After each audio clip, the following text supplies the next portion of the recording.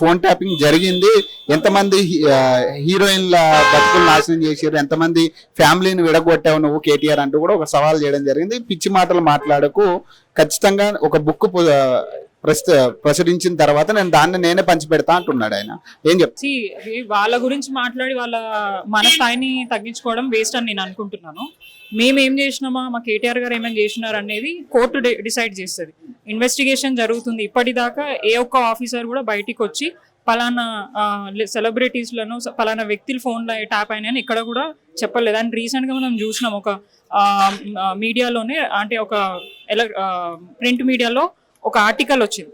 ఆఫీసర్సే స్వయంగా చెప్పారు ఎటువంటి సెలబ్రిటీల ఫోన్ ట్యాప్ అవ్వలేదు, సో అవన్నీ రాంగ్ అని చెప్పి వాళ్ళు క్లియర్గా స్టేట్మెంట్ ఇవ్వడం జరిగింది. అయినా కూడా వీళ్ళు అవన్నిటిని కూడా పక్కకు పెట్టి ఇష్టం వచ్చినట్టు వాటికి నోటికి వచ్చినంత మాట్లాడుతూ ఏదో వాళ్ళ పబ్లిసిటీని పెంచుకోవాలా, వాళ్ళ మీడియాలో ఉండాలని అనుకుంటే మాత్రం కరెక్ట్ కాదు.